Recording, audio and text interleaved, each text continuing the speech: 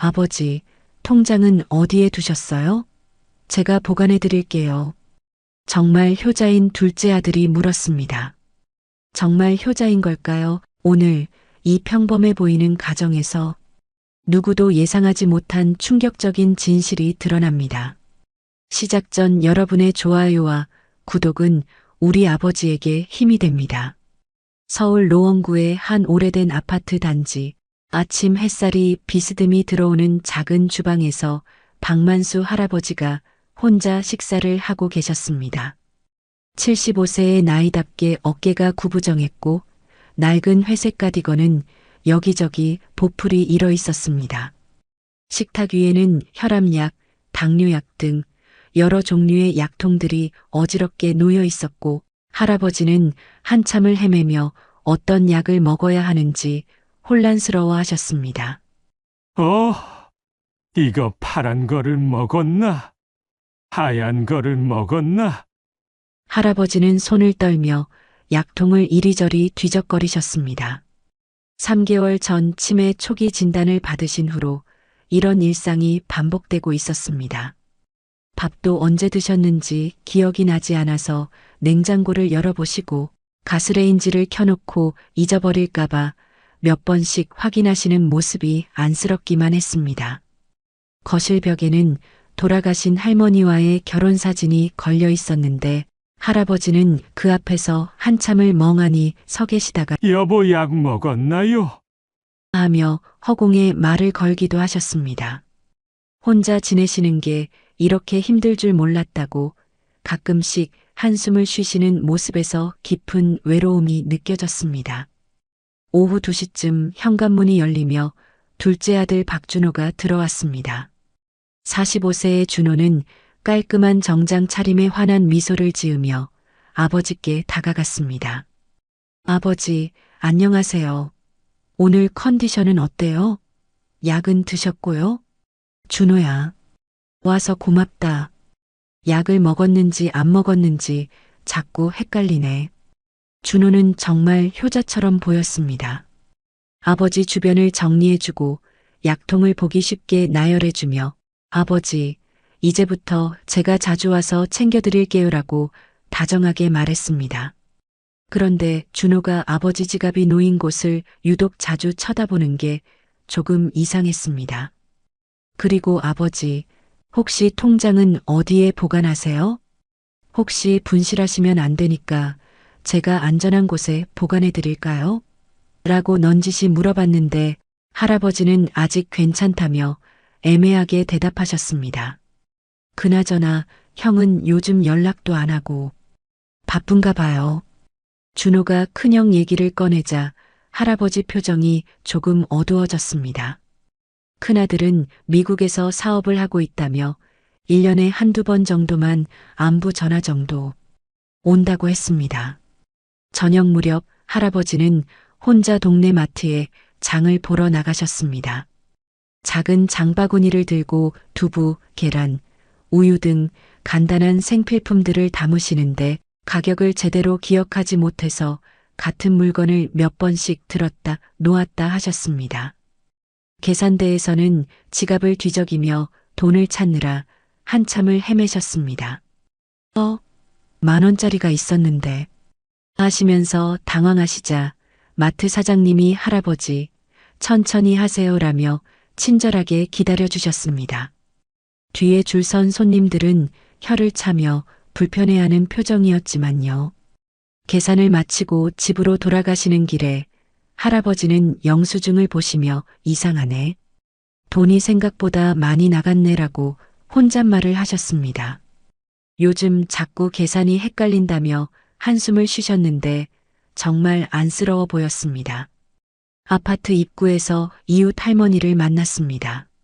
만수 씨, 요즘 둘째 아들이 자주 오던데 그래도 효자가 있어서 좋겠어요. 그렇긴 한데 뭔가 자꾸 통장이며 뭐며 관리해 주겠다고 하니까 좀. 아이고, 그럼 얼마나 좋아요. 혼자서 관리하기 힘드시잖아요. 할아버지는 애매한 미소를 지으며 고개를 끄덕이셨지만 뭔가 불편한 기색이 역력했습니다. 그날 밤 할아버지는 침실에서 오래된 통장을 꺼내 들여다보셨습니다.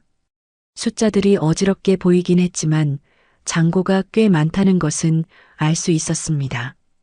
평생 아껴서 모은 돈이었는데 요즘 들어 준호가 자꾸 그 돈에 관심을 보이는 게 조금씩 부담스러워지기 시작했습니다. 그냥 내가 알아서 하면 되는데.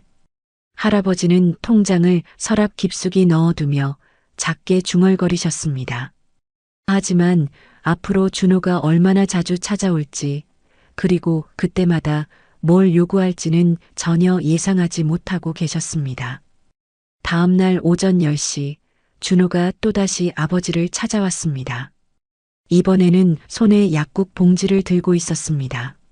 아버지, 병원에서 처방받은 새로운 약 가져왔어요. 그런데 이거 비싸더라고요. 한 달치에 15만 원이나 해요. 할아버지는 깜짝 놀라셨습니다. 15만 원? 그렇게 비싼 약을. 괜찮아요. 아버지 건강이 우선이죠.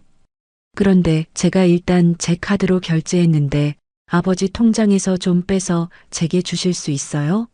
요즘 제 사정도 좀 어려워서요. 준호의 말은 합리적으로 들렸지만 뭔가 서두르는 기색이 역력했습니다. 할아버지가 머뭇거리자 준호는 아버지, 은행 가는 것도 혼자서는 위험하니까 제가 같이 가드릴게요라며 방강제로 외출 준비를 도와드렸습니다. 오후 1시 근처 은행 ATM 앞에서 할아버지와 준호가 서 있었습니다. 할아버지는 ATM 조작을 어려워하시며 몇 번 실수를 하셨습니다. 아버지, 제가 도와드릴게요. 비밀번호만 알려주세요. 아니야, 내가 할 수 있어.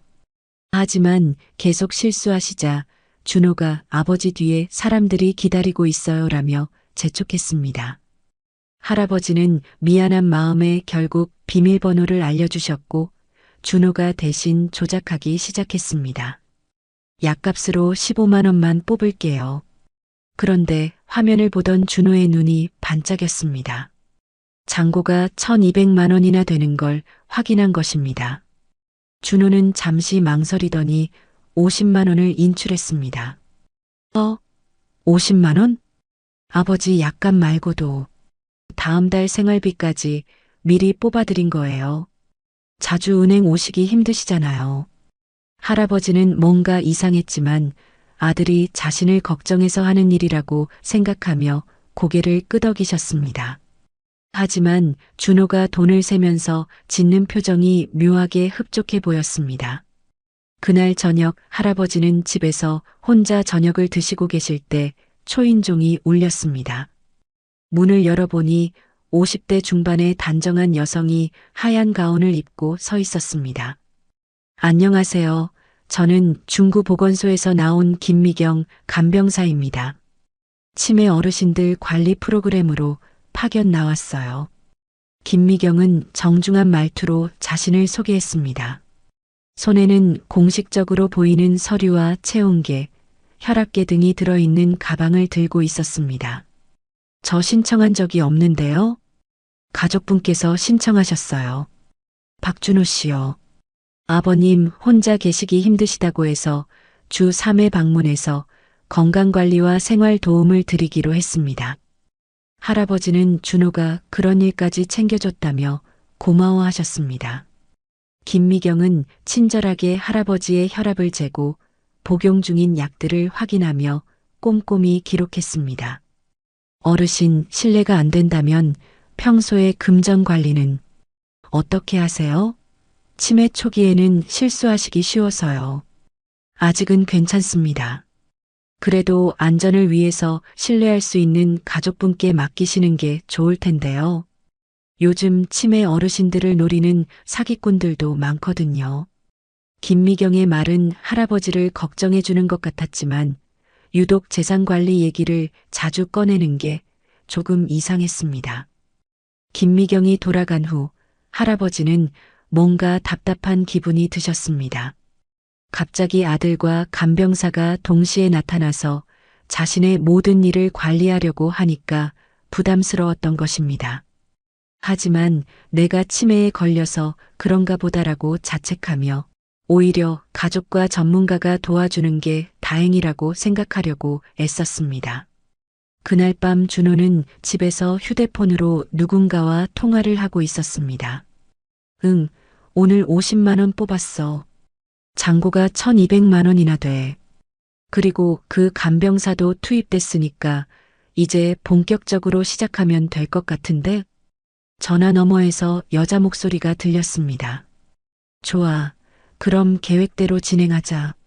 늙은이가 의심하지 않도록 조심하고.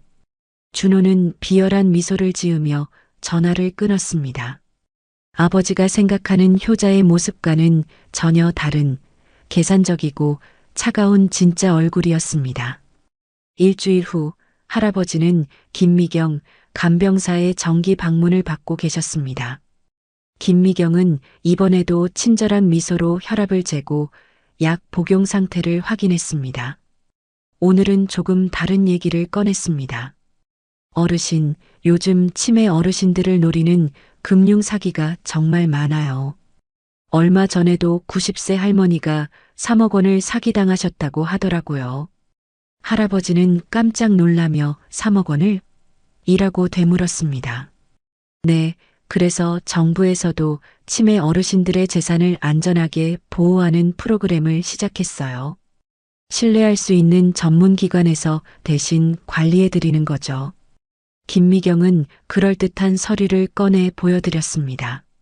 신탁관리공단이라는 도장이 찍힌 공문서처럼 보이는 가짜 서류였지만 할아버지는 그런 줄 모르셨습니다. 어르신께서는 혹시 얼마 정도 재산을 보유하고 계세요? 대략적으로라도 알아야 적절한 보호 방안을 세울 수 있거든요. 할아버지는 잠시 망설이시더니 그냥 조금 있습니다라고 애매하게 대답하셨습니다. 김미경은 포기하지 않았습니다. 정확한 규모를 알아야 해요.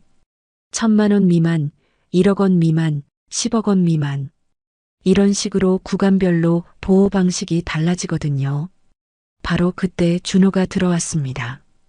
마치 약속이나 한 듯이 김미경과 준호가 만나자 서로 처음 보는 척 인사를 나눴습니다.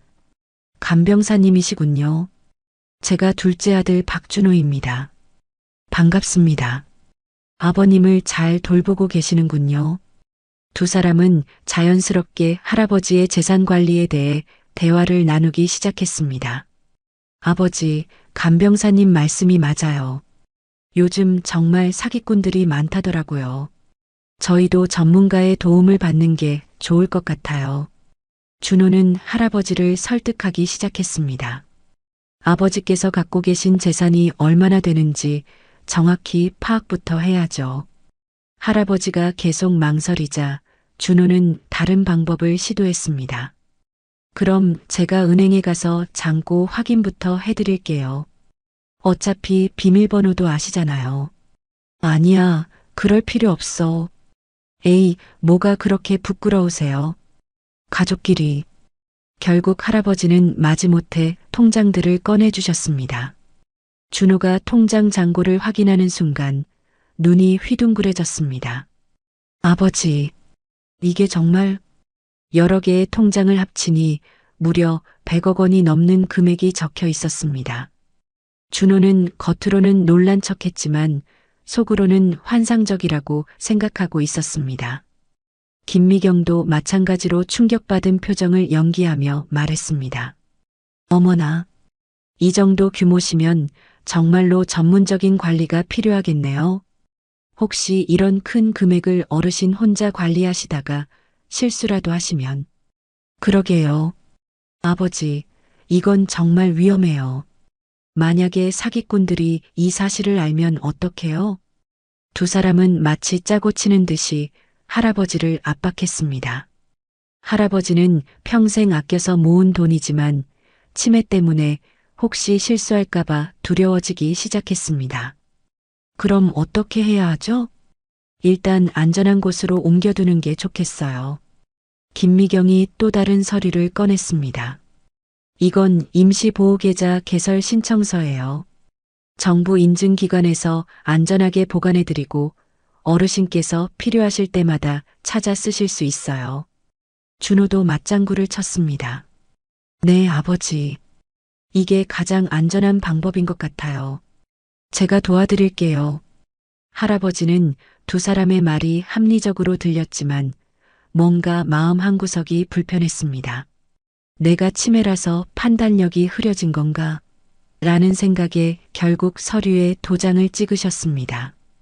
그날 저녁 준호와 김미경은 근처 카페에서 만났습니다. 100억이라니 예상보다 훨씬 크네. 그러니까 이제 본격적으로 시작하자. 3개월 안에 다 털어낼 수 있을 거야. 늙은이가 의심하지 않도록 조심해야 해. 아직 완전히 바보는 아니거든. 두 사람은 치밀한 계획을 세우며 악독한 미소를 지었습니다. 한편 할아버지는 집에서 혼자 잠을 못 이루고 계셨습니다. 뭔가 잘못된 선택을 한 것 같다는 불안감이 계속 밀려왔지만 이미 서류에 도장을 찍어버린 후였습니다. 2주 후 할아버지는 큰딸 박지은에게서 급한 전화를 받았습니다. 42세의 지은은 바쁜 변호사 일정 중에도 아버지 걱정이 되어 안부 전화를 드린 것이었습니다. 아버지, 요즘 어떻게 지내세요? 준호가 자주 찾아간다던데. 응, 효자야. 간병사님도 보내주고. 그런데 지은아. 할아버지의 목소리가 떨리고 있었습니다. 내 통장에서 돈이 자꾸 빠져나가는 것 같아. 근데 어디로 간 건지 모르겠어. 네?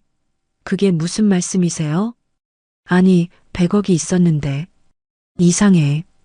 준호가 안전한 곳에 보관해준다고 했는데. 지은은 깜짝 놀랐습니다. 아버지, 100억이요? 그리고 준호 오빠가 뭘 했다고요? 하지만 할아버지는 이미 혼란스러워 하셨습니다. 아니야, 내가 잘못 기억하는 건가. 치매라서. 그날 저녁 지은이 급히 아버지 집으로 달려왔을 때 준호도 마침 있었습니다. 준호는 누나가 오자 당황한 기색을 보였습니다. 누나, 웬일로 이렇게 갑자기? 준호야, 아버지 통장에서 돈이 사라졌다는데 무슨 일이야? 아, 그거요? 아버지께서 치매 때문에 헷갈려 하시는 거예요. 제가 정부 보호 프로그램에 맡겨서 안전하게 관리하고 있어요. 준호는 김미경이 만든 가짜 서류들을 보여주며 설명했습니다. 간병사님도 추천해 주시고 아버지께서도 동의하셨어요. 지은은 서류를 자세히 살펴보더니 이상한 점을 발견했습니다. 이 도장 좀 이상하네. 그리고 이 기관 이름 들어본 적이 없는데? 누나는 의심이 너무 많아. 전문가들이 다 확인해 준 거라고요. 그때 김미경이 나타났습니다. 안녕하세요. 저는 담당 간병사 김미경입니다. 따님이시군요. 지은은 김미경을 보자마자 직감적으로 뭔가 이상하다고 느꼈습니다. 간병사님, 혹시 자격증 좀 볼 수 있을까요? 아, 죄송해요. 오늘 가방을 안 가져와서 다음에 보여드릴게요. 그날 밤 지은은 혼자 인터넷으로 신탁관리공단을 검색해봤지만 그런 기관은 존재하지 않았습니다. 심상치 않다는 생각에 다음날 아침 아버지께 전화를 드렸습니다. 아버지, 어제 그 서류들 좀 다시 확인해 봐야겠어요. 지은아, 사실은 말이야. 할아버지의 목소리가 떨리고 있었습니다. 어제 준호가 또 은행에 가자고 해서 따라갔는데 통장 잔고를 확인해 보니 20억이 없어졌어. 뭐라고요? 내가 깜빡한 건가 싶어서. 하지만 분명히 있던 돈인데. 지은은 즉시 회사 일을 제쳐두고 아버지 집으로 달려갔습니다. 하지만 도착해 보니 준호와 김미경이 또 아버지를 설득하고 있었습니다. 아버지, 기억하세요. 안전 보관을 위해서 추가로 30억을 더 옮기기로 했잖아요. 그랬나? 할아버지는 완전히 혼란에 빠져 계셨습니다. 치매 때문에 자신의 기억을 믿지 못하게 된 상황을 두 사람이 악용하고 있었던 것입니다. 준호야, 당장 멈춰. 지은이 소리쳤지만 준호는 뻔뻔하게 대답했습니다. 누나, 아버지 의사를 존중해야죠. 아버지, 제가 도와드릴게요. 할아버지는 두 자녀가 다투는 모습을 보며 더욱 혼란스러워했습니다. 그만해. 그냥 내가 알아서 할게. 하지만 이미 대부분의 절차는 준호와 김미경이 진행해 놓은 상태였습니다. 그날 저녁 할아버지는 혼자 앉아서 통장을 바라보며 눈물을 흘리셨습니다. 100억 중에서 벌써 50억이 사라진 상태였습니다. 평생 땀 흘려 모은 돈이 하루아침에 없어져 버리는 절망감에 할아버지는 차라리 죽는 게 낫겠다는 생각까지 하게 되셨습니다. 한편 준호는 김미경과 통화하며 비웃고 있었습니다. 누나가 의심하기 시작했어. 좀 더 빨리 처리해야겠어. 걱정 마. 늙은이는 이미 완전히 혼란 상태야. 이제 며칠만 더 있으면 다 털 수 있어. 두 사람은 마지막 단계를 준비하고 있었습니다. 바로 나머지 50억마저 모두 빼돌리는 것이었습니다. 다음 날 오전 지은은 아버지를 혼자 두기 불안해서 회사에 반차를 내고 집에 머물러 있었습니다. 할아버지는 소파에 앉아 멍하니 천장만 바라보고 계셨는데 갑자기 현관 초인종이 울렸습니다. 문을 열어보니 60대 초반의 단정한 남성이 서 있었습니다. 혹시 박만수 사장님 댁이 맞나요? 저는 한강부동산 대표 이철민입니다. 사장님이요? 저희 아버지가 무슨... 아, 따님이시군요. 사실 몇 달 전부터 박 사장님께 연락드리려고 했는데 전화를 안 받으셔서요. 강남 테헤란로 땅 건 때문에. 지은은 깜짝 놀랐습니다. 테헤란로 땅이요? 네, 박 사장님께서 15년 전에 매입하신 2,000평 부지 말입니다. 지금 시가로 약 500억 정도 되는데 대기업에서 매입 의사를 밝혔거든요. 지은은 아버지를 쳐다봤습니다. 할아버지는 갑자기 정신이 또렷해지신 듯 이철민을 바라보셨습니다. 아, 이 사장님. 오랜만입니다. 사장님, 그동안 어디 계셨습니까? 연락이 안 돼서 얼마나 찾았는지. 이철민은 지은에게 놀라운 사실들을 알려주기 시작했습니다.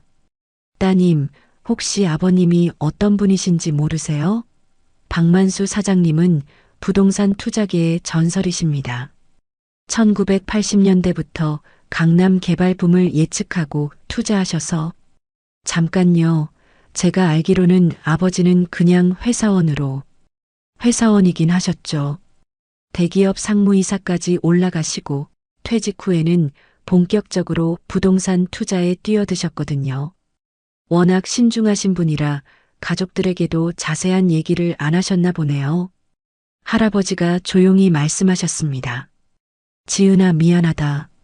너희들이 내 재산 때문에 힘들어할까봐 숨겨왔는데. 이철민이 계속 설명했습니다. 테헤란로 땅 외에도 여의도, 목동, 분당에 여러 부지를 소유하고 계시거든요. 전체 부동산 자산만 해도 1,000억은 넘을 겁니다. 지은은 충격에 빠졌습니다. 아버지가 단순히 100억이 아니라 1,000억이 넘는 자산가였다니. 그런데 사장님, 최근에 계좌 이체 내역이 좀 이상하던데요. 누가 사장님 명의로 자꾸 큰 금액을 이동시키고 있더라고요. 이철민의 말에 할아버지와 지은이 동시에 놀랐습니다. 제가 은행 관계자와 친해서 알게 됐는데 박 사장님 명의로 최근 2주 동안 50억이 의심스러운 계좌로 이체됐다고 하더라고요. 지은이 분노에 떨며 물었습니다. 그 계좌 주인이 누구인지 알 수 있나요? 네, 김미경이라는 사람과 박준호 씨 명의더군요. 그 순간 할아버지의 눈빛이 완전히 달라졌습니다. 지금까지의 혼란스럽고 나약한 모습은 온데간데없고 날카롭고 차가운 눈빛으로 변했습니다. 역시 그럴 줄 알았어, 아버지. 할아버지는 천천히 일어나시더니 서재로 가셨습니다. 그리고 깊숙한 곳에 숨겨둔 서류 가방을 꺼내셨는데 그 안에는 엄청난 양의 문서들이 정리되어 있었습니다. 지은아, 내가 치매라고 해서 정말 바보가 된 줄 알았니? 할아버지의 목소리가 완전히 달라져 있었습니다. 30년간 기업 임원으로 그리고 투자 전문가로 살아온 사람의 카리스마가 되살아났습니다. 준호가 첫 번째 돈을 뺄 때부터 다 알고 있었어. 그리고 그 가짜 간병사도. 그럼 왜 가만히 계셨어요? 증거를 모으고 있었지. 혼자서는 한계가 있어서 기다리고 있었는데. 할아버지는 서류 가방에서 녹음기와 사진들을 꺼내셨습니다. 준호와 김미경이 카페에서 만나서 나누는 대화, 은행에서 거래하는 모습, 가짜 서류들 만드는 장면. 다 증거로 남겨뒀어. 이철민도 감탄했습니다. 역시 박 사장님이시네요. 그런데 어떻게 늙었다고 바보가 되는 건 아니야. 다만 치매 증상은 실제로 있어서 가끔 힘들긴 하지만 중요한 순간에는 정신이 또렷해져. 할아버지는 지은을 바라보셨습니다. 지은아, 이제 본격적으로 시작해보자. 이 아비가 어떤 사람인지 준호와 그 일당들에게 보여줄 시간이야. 그 순간 할아버지는 더 이상 나약한 치매 환자가 아니었습니다. 수십 년간 비즈니스 세계에서 살아남은 강철 같은 투사의 모습이었습니다. 다음 날 오후 할아버지는 평소처럼 혼란스러워하는 척하며 준호와 김미경을 집으로 불러들였습니다. 하지만 이번에는 모든 게 달랐습니다. 지은은 옆방에 숨어서 몰래 녹화를 하고 있었고 할아버지는 손목시계형 녹음기까지 착용한 상태였습니다. 아버지, 오늘 기분이 어떠세요? 어제 많이 힘드셨죠? 김미경이 평소처럼 친절한 목소리로 말했지만 할아버지는 속으로 비웃고 계셨습니다. 응. 그런데 말이야. 내 돈이 또 없어진 것 같아. 이상해. 아버지, 또 그러세요? 안전하게 보관하고 있다고 몇 번 말씀드렸잖아요. 준호가 짜증 섞인 목소리로 대답했는데 이번에는 할아버지가 조금 다른 반응을 보이셨습니다. 그런데 준호야, 혹시 네가 내 돈을 다른 곳에 쓴 건 아니지? 네. 아버지가 뭔 소리를. 아니, 은행에서 들었는데 내 계좌로 돈이 들어갔다더라. 순간 준호와 김미경의 얼굴이 굳어졌습니다. 예상하지 못한 질문이었거든요. 김미경이 재빨리 상황을 수습하려고 했습니다. 어르신, 그건 관리 수수료 명목으로 임시로 보관하고 있는 거예요. 나중에 다시 돌려드릴 거고요.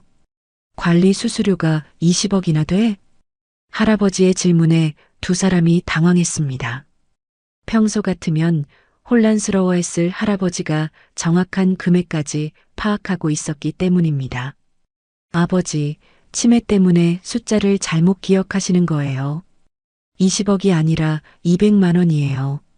준호가 거짓말을 했지만 할아버지는 냉정하게 대답하셨습니다. 그래. 그럼 은행에 가서 확인해 보자. 지금 당장. 아버지, 왜 그렇게 의심을 하세요? 아들을 믿지도 못하고. 준호가 목소리를 높이자 할아버지가 갑자기 서재에서 서류 봉투를 가져오셨습니다. 그럼 이건 뭐지? 봉투 안에는 준호와 김미경이 카페에서 찍힌 사진들과 통화 녹음 내용이 들어 있었습니다. 100억이라니. 예상보다 훨씬 크네. 3개월 안에 다 털어낼 수 있을 거야. 녹음기에서 나오는 두 사람의 목소리를 듣자 준호와 김미경의 얼굴이 새하얗게 변했습니다. 이게 뭐예요? 어디서 구한 거죠? 김미경이 떨리는 목소리로 물었지만 할아버지는 이미 다음 카드를 준비하고 있었습니다. 김미경 씨, 아니 정확히는 김영희 씨? 네. 진짜 이름은 김영희고 3년 전에 치매 노인 대상 사기죄로 실형을 선고받았죠? 출소한 지 6개월 됐고 할아버지가 김미경의 전과 기록까지 들고 나오자 김미경은 완전히 당황했습니다. 그리고 준호야. 네가 작년에 사업 실패로 20억 빚을 졌다는 것도 다 알고 있어. 사채업자들한테 쫓기고 있는 것도. 준호가 벌떡 일어났습니다. 아버지, 그럼 처음부터 다 알고 계셨다는 거예요? 당연하지. 너희들이 내가 치매 걸린 바보, 늙은이라고 생각했나? 할아버지의 목소리에는 30년간 비즈니스 세계에서 살아남은 사람의 냉정함이 배어 있었습니다. 내가 기업 상무로 30년 일하고 부동산 투자로 1,000억을 모았는데 너희 같은 삼류 사기꾼들에게 당할 만큼 만만한 사람인 줄 알았어? 그 순간 옆방에서 지은이 나왔습니다. 손에는 캠코더를 들고 있었습니다. 오빠 그리고 김영희 씨. 모든 대화가 녹화되었어요. 이제 끝이야. 준호가 마지막 발악을 시도했습니다. 누나, 설마 친아들인 나를 고발할 건 아니잖아. 친아들? 아버지 재산을 털어먹으려 한 놈이 무슨 친아들이야? 할아버지가 천천히 일어나셨습니다. 더 이상 구부정한 할아버지가 아니라 당당한 기업인의 모습이었습니다. 준호야, 김영희야. 너희들이 내게서 훔쳐간 50억. 이미 다 추적해놨어. 그리고 너희가 만든 가짜 계좌들도 전부 동결시켰고. 뭐라고요? 내가 30년간 금융계에서 일한 게 허질인 줄 알았나? 은행장들이 다 내 후배들이야. 두 사람은 완전히 절망에 빠졌습니다. 사냥감이라고 생각했던 늙은 사자가 사실은 모든 걸 계획하고 있던 진짜 사냥꾼이었던 것입니다. 바로 그때 현관문에서 초인종이 울렸습니다. 할아버지가 미소를 지으며 말씀하셨습니다. 아, 손님들이 오셨네. 경찰관님들이야.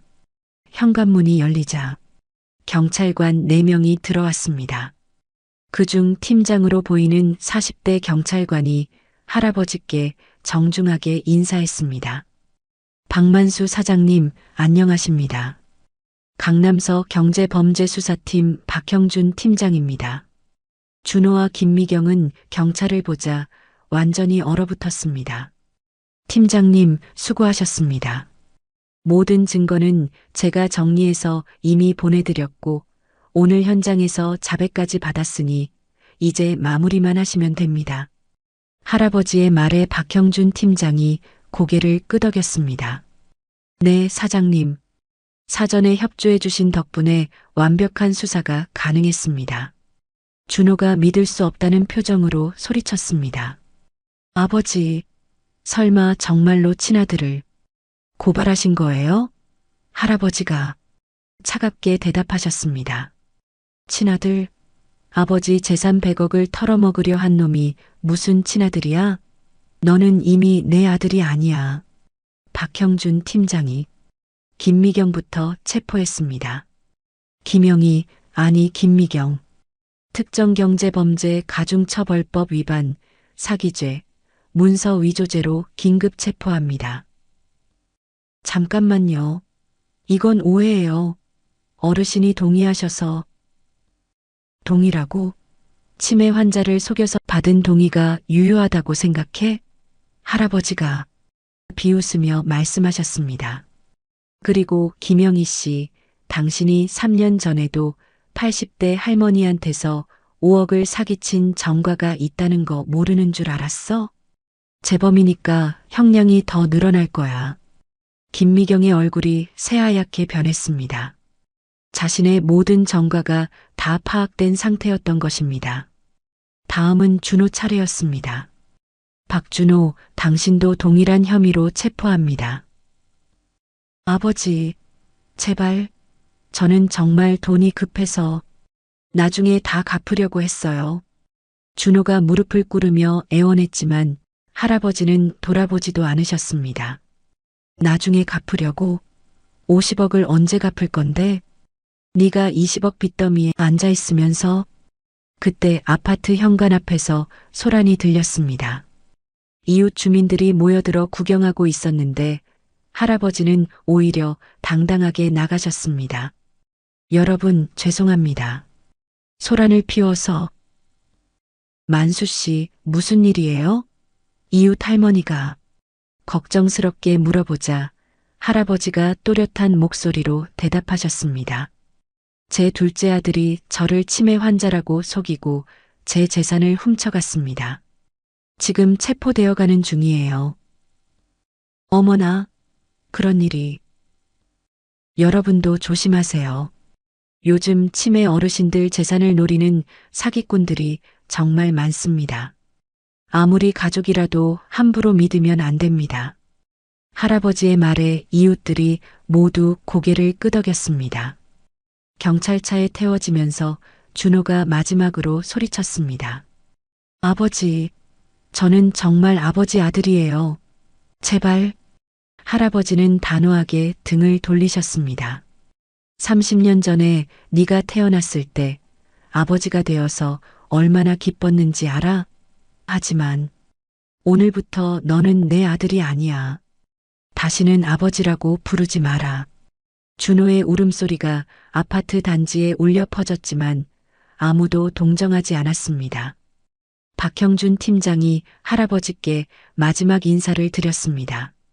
사장님, 이번 사건은 치매 노인 대상 범죄 예방에 큰 도움이 될 것 같습니다. 언론에도 알려서 많은 분들이 조심할 수 있도록 하겠습니다. 네, 그렇게 해주세요. 저 같은 피해자가 더 이상 나오지 않았으면 좋겠어요. 지은이 아버지 손을 잡으며 말했습니다. 아버지, 정말 대단하세요. 처음부터 끝까지 다 계획하고 계셨던 거네요. 지은아, 나이가 들고 치매에 걸렸다고 해서 바보가 되는 건 아니야. 오히려 살아온 경험과 지혜가 더 중요하지. 할아버지는 경찰차가 멀어지는 것을 보며 한마디 더 덧붙이셨습니다. 그리고 진짜 효자는 부모의 재산을 노리는 게 아니라 부모의 마음을 따뜻하게 해주는 거란다. 일주일 후 할아버지는 지은과 함께 병원에서 정기 검진을 받고 나오는 길이었습니다. 담당 의사가 놀란 표정으로 말했었습니다. 박 선생님, 신기하네요. 치매 증상이 많이 호전되셨어요.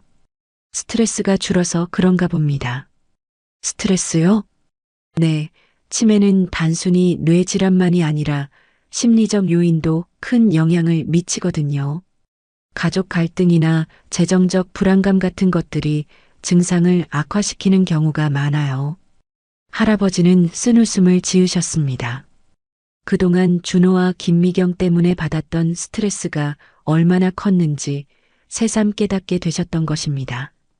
병원을 나오며 지은이 아버지 팔을 붙잡고 말했습니다. 아버지, 이제 저희 집으로 이사 오세요.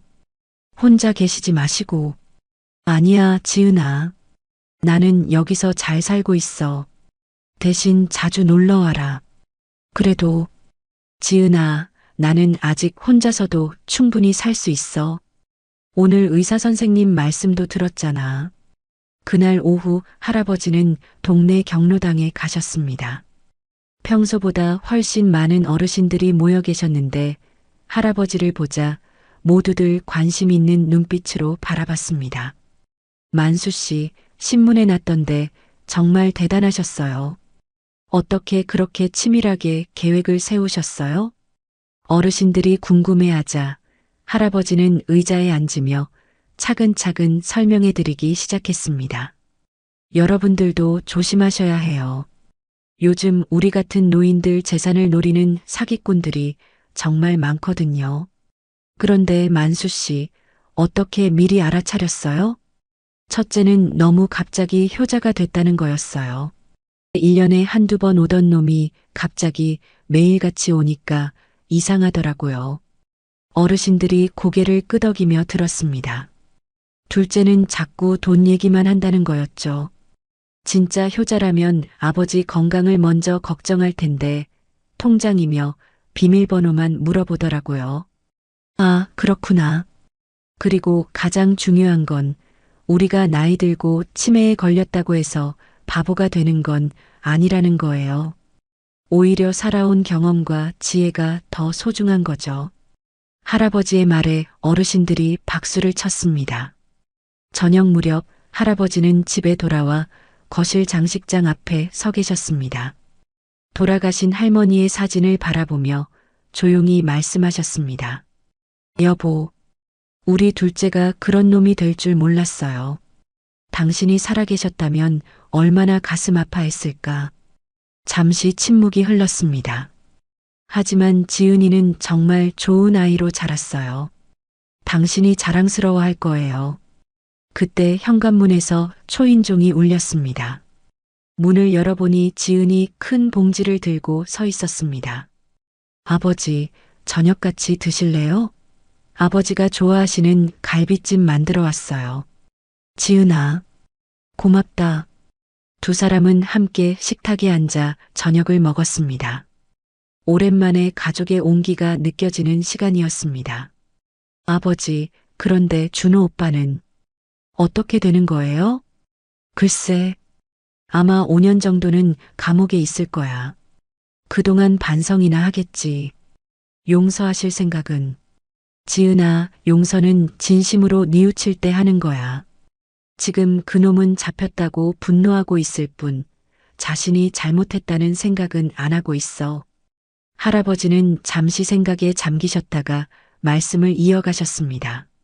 만약 나중에 정말로 뉘우치고 찾아온다면 그때 다시 생각해 보겠어. 식사를 마치고 지은이 설거지를 하는 동안 할아버지는 베란다에 나가 밤하늘을 바라보셨습니다. 별들이 반짝이는 맑은 밤이었습니다. 여보, 이제 마음이 좀 편안해졌어요. 우리 딸 지은이가 있으니까 외롭지 않을 거예요. 며칠 후 할아버지는 치매 노인들을 위한 재산보호재단을 설립한다고 발표했습니다.